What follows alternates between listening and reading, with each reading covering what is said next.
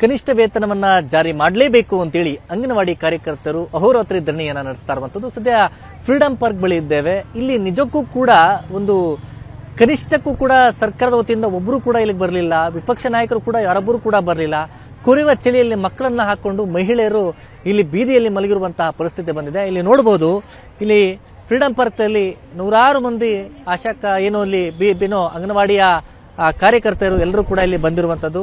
ಅವರು ಮಕ್ಕಳನ್ನ ಹಾಕೊಂಡು ಕೊರೆಯುವ ಚಳಿಯಲ್ಲಿ ಮಲ್ಕೊಂಡಿದ್ದಾರೆ. ತುಂಬಾ ಗರ್ಭಿಣಿಯರಿರುವಂತದ್ದು ಎಲ್ಲರೂ ಕೂಡ ಇಷ್ಟೊಂದು ಸುಮಾರು ಈಗ ಸಮಯ 11 ಗಂಟೆ ಆಗಿದೆ. ಈ ಸಮಯದಲ್ಲಿ ಕೊರೆಯುವ ಚಳಿಯಲ್ಲಿ ಸಣ್ಣ ಪುಟ್ಟ ಮಕ್ಕಳನ್ನ ಹಾಕೊಂಡು ದೂರದಿಂದ ಬಂದಿದ್ದಾರೆ. ಕನಿಷ್ಠ ವೇತನ ಕೊಡಲೇಬೇಕು ಅಂತೇಳಿ ಅಂಗನವಾಡಿ ಕಾರ್ಯಕರ್ತರು ನಾವು ಎಷ್ಟೇ ಆದ್ರೂ ಕೂಡ ನಾವು ಹೋಗೋದಿಲ್ಲ ಅಂತೇಳಿ. ಆದ್ರೆ ಇನ್ನೊಂದು ವಿಚಾರ ಅಂತಂದ್ರೆ ಇವತ್ತು 3 ದಿನ ಆಗಿದೆ.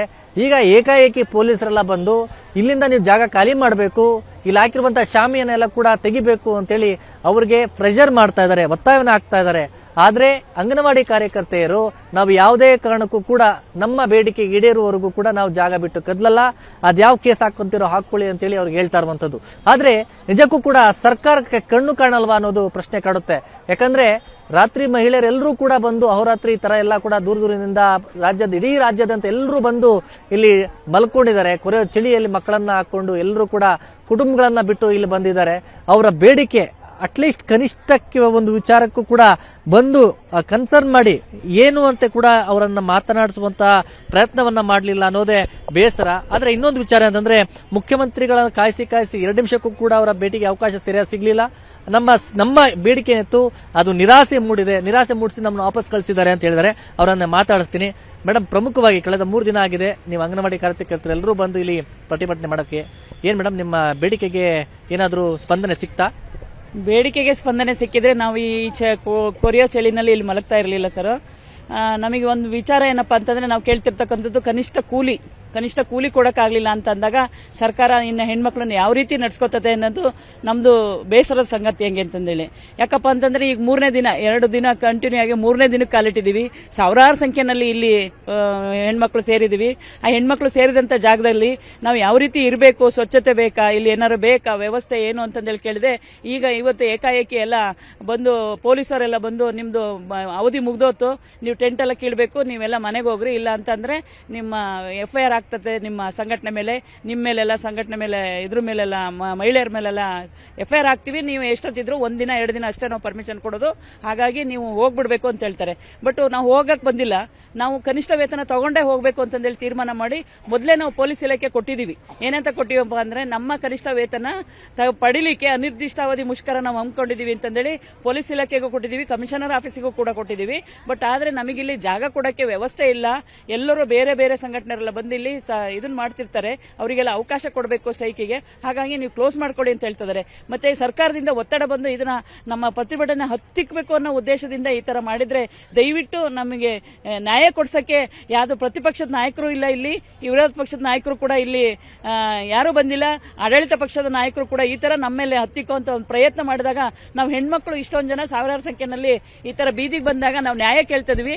ಯಾರ ಹತ್ರ ಹೋಗಿ ನ್ಯಾಯ ಕೇಳಬೇಕು ಅಂತಂದೇಳಿ ನಮಗೆ ಬೇಸರ ಆಗ್ತಾ ಇದೆ ಸರ್. ಹಂಗೆ ಅಂತಂದ್ರೆ ಯಾಕಪ್ಪ ಅಂದ್ರೆ ಇಲ್ಲಿ ನೋಡಿದ್ವಿ ಇಲ್ಲಿಗ ಸಣ್ಣ ಮಕ್ಕಳನ್ನೆಲ್ಲ ಹಾಕೊಂಡಿದ್ದಾರೆ, ತುಂಬಾ ಜ್ವರದಿಂದ ಬಳಲ್ತಿದಾವೆ ಅವೆಲ್ಲನ.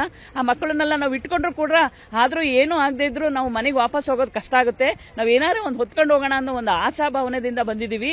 ಆ ಆಶಾಭಾವನೆಯಲ್ಲಿ ನಮಗೇನ್ ಬೇಕಪ್ಪ ಅಂತಂದ್ರೆ ಒಂದು ಕನಿಷ್ಠ ವೇತನ ಬೇಕು ಅಂತಂದೇಳಿ ಆ ಕನಿಷ್ಠ ವೇತನ ಕೇಳಲಿಕ್ಕೆ ಸಿದ್ದರಾಮಯ್ಯ ಸರ್ ಹತ್ರ ನೆನ್ನೆ ಹೋದಾಗ, ಬಟ್ ಅವರು ಭರವಸೆ ಏನಿದೆ ಕೃಷ್ಣ ಬೈರೇಗೌಡ ಸರ್ ಹತ್ರ ಕಳಿಸಿದಿರಲ್ಲ ಮೆಮೊರಂಡಮ್, ನನಗೆ ಸಿಕ್ಕಿದೆ, ಸರಿ ಎಲ್ಲ ಇನ್ನೆಲ್ಲ ಕ್ಲೋಸ್ ಮಾಡ್ಕೊಂಡು ಮನೆಗೆ ಹೋಗಿ ಅಂತ ಹೇಳ್ತಾರೆ.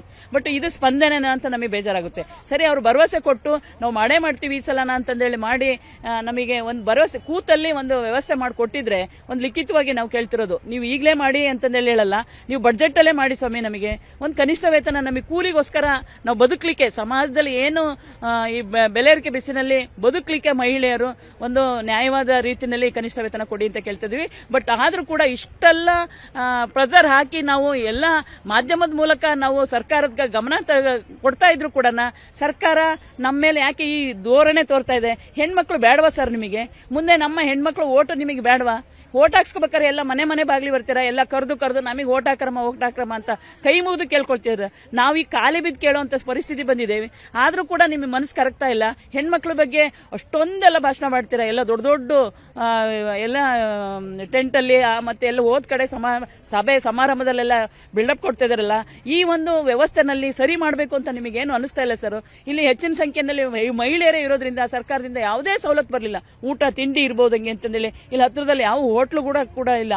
ಹಾಗಾಗಿ ಆ ಒಂದು ವ್ಯವಸ್ಥೆ ಇದ್ರೂ ಕೂಡ ನಾವು ಕಷ್ಟಪಟ್ಟು ಆದ್ರೂ ಪರವಾಗಿಲ್ಲ ನಮ್ಮ ಕನಿಷ್ಠ ವೇತನ ತಗೊಂಡು ಹೋಗ್ಬೇಕು ಅಂತಂದೇಳಿ ಬಂದಿದ್ದೀವಿ. ಆದ್ರೂ ಈ ಒಂದು ಸರ್ಕಾರದ ಮನಸ್ಥಿತಿ ಇಷ್ಟು ಕೆಟ್ಟದಾಗಿರುತ್ತೆ ಅಂತಂದೇಳಿ ನಾವು ಅನ್ಕೊಂಡಿರ್ಲಿಲ್ಲ. ಹಾಗಾಗಿ ನಾವು ಇವತ್ತು ಏನ್ ಹೇಳ್ತಿದೀವಿ, ನೀವು ಎಷ್ಟೇ ಕಷ್ಟ ಕೊಟ್ಟರು ಪರವಾಗಿಲ್ಲ, ನೀವು ಟೆಂಟ್ ಕಿತ್ತು ಹಾಕಿದ್ರು ಪರವಾಗಿಲ್ಲ ಹಂಗೆ ಅಂತಂದೇಳಿ ನಾವು ಇಲ್ಲೇ ಕೂತಿರ್ತೀವಿ, ನೆಲದಲ್ಲೇ ಕೂತಿರ್ತೀವಿ. ಈ ನೆಲದಿಂದ ನೀವು ಹೊರಗಡೆ ಹೋಗ್ರಿ ಅಂತಂದ್ರೆ ನಾವು ರೋಡಲ್ಲಿ ಹೋಗಿ ಕೂತ್ಕೊಂಡು ನಮ್ಮ ಪ್ರತಿಭಟನೆಯನ್ನ ಇನ್ನೂ ಉಗ್ರವಾಗಿ ನಾವು ಹೋರಾಟನ ಹಮ್ಕೊಂತೀವಿ ಅಂತಂದೇಳಿ ನಾ ಈ ಸಂದರ್ಭದಲ್ಲಿ ಹೇಳ್ತಾ ಇದ್ದೀನಿ. ಮತ್ತೊಂದು ವಿಚಾರ ಏನಂತಂದ್ರೆ ಇಲ್ಲೆಲ್ಲವೂ ಕೂಡ ಮಹಿಳೆಯರು ಅಹೋರಾತ್ರಿ ಮಾಡ್ತಾ ಇದ್ದಾರೆ, ಧರಣಿ ಮಾಡ್ತಾ ಇದ್ದಾರೆ, ಕೊಡುವ ಚಳಿ ಬೇರೆ, ಮತ್ತೆ ಮೂಲಭೂತ ಸೌಕರ್ಯಗಳ ವ್ಯವಸ್ಥೆ ಕೂಡ ಇಲ್ಲ, ಒಂದು ಶೌಚಾಲಯದ ವ್ಯವಸ್ಥೆಗಳು ಕೂಡ ಇಲ್ಲ. ಇಲ್ಲಿ ಇಷ್ಟೆಲ್ಲ ಮಹಿಳೆಯರು ಎಲ್ಲಿಗೆ ಹೋಗ್ಬೇಕು ಅನ್ನೋದು ಒಂದು ಕಡೆ ಪ್ರಶ್ನೆ. ಆದ್ರೆ ಇಷ್ಟೆಲ್ಲ ಭರವಸೆ, ಅಟ್ಲೀಸ್ಟ್ ಒಂದು ಭರವಸೆ ಏನಾದರೂ ಕೊಟ್ಟಿದ್ರೆ ನಾವು ಇಲ್ಲಿಂದ ಹೋಗ್ತಾ ಇದ್ವಿ, ಇಲ್ಲಾಂದ್ರೆ ಹೋಗಲ್ಲ ಅಂತ ಹೇಳ್ತಾ ಇದ್ದಾರೆ. ಇಲ್ಲಿ ಪ್ರಮುಖವಾಗಿ ಇಲ್ಲೆಲ್ಲ ಮಹಿಳೆಯರಿದ್ದಾರೆ, ಅವ್ರ ಮಕ್ಕಳಿದ್ದಾರೆ, ಬೆಳಿಗ್ಗೆ ಸ್ಕೂಲ್ಗಳಿಗೆ ಹೋಗ್ಬೇಕು, ಸರಿಯಾಗಿ ರೆಸ್ಪಾನ್ಸ್ ಆಗ್ತಾ ಇಲ್ಲ ಅಂತ ಹೇಳ್ತಾರೆ. ಅವರನ್ನೇ ಮಾತಾಡಿಸ್ತೀನಿ. ಮೇಡಮ್, ಎಲ್ಲಿಂದ ಬಂದಿದ್ದೀರಿ ಸರ್? ನಾವು ಸೊರಬದಿಂದ ಬಂದಿದ್ದೀವಿ. ನಮಗೆ SLC ಮಕ್ಕಳಿದ್ದಾರೆ. ಅವರು ಬೆಳಗ್ಗೆ 7 ಟ್ಯೂಷನ್ ಹೋಗ್ತಿದ್ದಾರೆ. ಆಮೇಲೆ ಸ್ಪೆಷಲ್ ಕ್ಲಾಸ್ ಅಂತೇಳಿ ತಗೊಳ್ತಿದ್ದಾರೆ. ಪ್ರತಿ ನಿಮಿಷಕ್ಕೂ ಅಳ್ತಾ ನಮ್ಮ ಮಕ್ಕಳೆಲ್ಲ ಫೋನ್ ಮಾಡ್ತಾ ಇದ್ದಾರೆ. ನಮ್ಗೆ ತಿಂಡಿ ಇಲ್ಲ, ತಲೆ ಬಾಚೋರಿಲ್ಲ, ಏನಿಲ್ಲ ಅಂತೇಳಿ. ನಮಗೀಗ ಡ್ಯೂಟಿ ಸೇರಿ 18 ವರ್ಷ ಆಯಿತು. ನಮಗೊಂದು ಮನೆ ಕೂಡ ಇಲ್ಲ. ನಮಗೊಂದು ಹೊತ್ತು ಊಟಕ್ಕೂ ಸಮೇತ ನಮಗೆ ತುಂಬ ಕಷ್ಟ ಆಗ್ತಿದೆ. ದಯವಿಟ್ಟು ಸಿದ್ದರಾಮಯ್ಯ ಸರ್, ನಾವೆಲ್ಲ ಹೆಣ್ಮಕ್ಳು ಬೀದಿ ಬಂದಿದ್ದೀವಿ. ನಮಗೆಲ್ಲರಿಗೂ ಒಂದು ನ್ಯಾಯ ಕೊಡಿ. ನಾವೇ ನಿಮ್ದು ಆಸ್ತಿ ಕೇಳ್ತಾ ಇಲ್ಲ, ಅಂತಸ್ತು ಕೇಳ್ತಾ ಇಲ್ಲ, ನಿಮ್ದೇನೇನು ಕೇಳ್ತಾ ಇಲ್ಲ. ನಾವು ಕನಿಷ್ಠವಾಗಿ ಒಂದು ಕನಿಷ್ಠ ಪಕ್ಷವಾಗಿ ನಮಗೇನು ಸೌಲಭ್ಯ ಇದೆ, ಒಂದು ಕನಿಷ್ಠವಾದ ಒಂದು ಮೊತ್ತವನ್ನು ಕೊಡಿ. ಸಹಾಯಕರಿಗಾಗಲಿ, ನಮಗೆ ಕಾರ್ಯಕರ್ತರಿಗಾಗಲಿ ನಮ್ಮ ಹೊಟ್ಟೆ ತುಂಬಿಸ್ಲಿಕ್ಕೆ ದಯವಿಟ್ಟು ಕೊಡಿ. ನಾವು ಈ ಕೊರೆಯುವ ಚಳಿಯಲ್ಲಿ ಬಾಣಿತೆಯರು, ಗರ್ಭಿಣಿಯರು, ಮಕ್ಕಳನ್ನೆಲ್ಲ ಕರ್ಕೊಂಡ್ಬಂದು ಇವತ್ತು ನಾವು ಈ ಮಣ್ಣಲ್ಲಿದ್ದು ಮಲಗ್ತಾ ಇದೀವಿ ಸರ್. ನಿಮಗೆ ಕರುಣೆನೇ ಇಲ್ವಾ? ಹೊಟ್ಟೆ ಚುರುಕ ಅಂತ ಇಲ್ವಾ? ಊಟ ಇಲ್ಲ ನಿಮಗೆ, 3 ದಿನದಿಂದ ಊಟ ಇಲ್ಲ, ಶೌಚಾಲಯ ಇಲ್ಲ, ಯಾವ ವ್ಯವಸ್ಥೆನೇ ಇಲ್ಲ, ನೀರಿಲ್ಲ ಸರ್. ನೋಡಿ ಈ ಕಡೆ ನಾವು BLO ಆಗಿ ಕೆಲಸ ಮಾಡ್ತಿದೀವಿ. ನಿಮ್ಗೆ ಚುನಾವಣೆ ಬಂತು ಅಂತಂದ್ರೆ ನಿಮಗೆ 101 ಮೀಟಿಂಗ್ ತಗೊಳ್ತೀರಾ, ಆವಾಗ ಮಾತ್ರ ನಾವು ಬೇಕು. ಅಂಗನವಾಡಿ ಟೀಚರ್ಗಳು, ಕಾರ್ಯಕರ್ತೆಯರು ನಿಮಗೆ ಬೇಕು, 21 ಮೀಟಿಂಗಿಗೆ ಬೇಕು. ಆದ್ರೆ ನಿಮಗೆ ಈ ಸೌಲಭ್ಯವನ್ನು ಮಾಡ್ಕೊಡಕ್ಕೆ ಆಗೋದಿಲ್ಲ ಅಲ್ವಾ ಸರ್?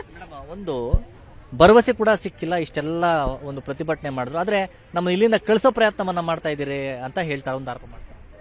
ಹೌದು ಸರ್, ಕಳ್ಸೋ ಪ್ರಯತ್ನ ಮಾಡ್ತಿದ್ದಾರೆ. ಯಾಕೆ ಅಂತಂದ್ರೆ ಏಕಾಏಕಿ 6:30-7 ಗಂಟೆ ಮೇಲೆ ಪೊಲೀಸ್ನವ್ರು ಕರೆದ್ಬಿಟ್ಟು ನಮಗೆ ನಿಮ್ದು ಇವತ್ತು ಡೇಟ್ ಮುಗ್ದಿದೆ, ನೀವು ಮನೆ ಕಡೆ ಹೋಗ್ಬೇಕು, ಪೆಂಡಲ್ ಎಲ್ಲ ತೆಗಿಬೇಕು ಅಂತ ಹೇಳಿದಾಗ, ಇಲ್ಲಿ ಇರೋ ಹೆಣ್ಮಕ್ಳು ಯಾರು ಲೋಕಲ್ ಅವರಲ್ಲ, ಜಾಸ್ತಿ ಲೋಕಲ್ ಅವರು ಇದ್ದಾರೆ, ಎಲ್ಲ ಬೇರೆ ಡಿಸ್ಟಿಕ್ ಇಂದ ಬಂದಿರೋರು. ಏಕಾಏಕಿ ಹೋಗ್ವಿ ಅಂತಂದ್ರೆ ಎಲ್ಲಿಗೆ ಹೋಗ್ಬೇಕು ಸರ್?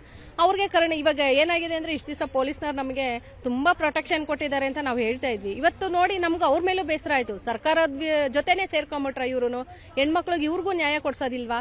ಯಾಕೆ ಈ ತರ ಮಾಡ್ತಾ ಇದ್ದಾರೆ ಅನ್ನೋದು ಗೊತ್ತಾಗ್ತಾ ಇಲ್ಲ ಸರ್. ಸರ್ಕಾರ ಯಾಕೆ ಈ ತರ ನಮ್ಮನ್ನ ನಡೆಸ್ಕೋತಾ ಇದೆ? ಹೆಣ್ಮಕ್ಳು ಬೀದಿನಲ್ಲಿ ಕೂತಿದ್ದಾರೆ, ಅವ್ರಿಗೊಂದು ನ್ಯಾಯ ಕೊಡಿಸ್ಬೇಕು. ಅಟ್ಲೀಸ್ಟ್ ಒಂದು ಕರುಣೆ ಮಾತೇ ಇಲ್ಲ. ನಮ್ಗೆ ಅದೇ ಬೇಜಾರಾಗ್ತಾ ಇರೋದು. ನಾವ್ ಏನ್ ಮಾಡಿದೀವಿ?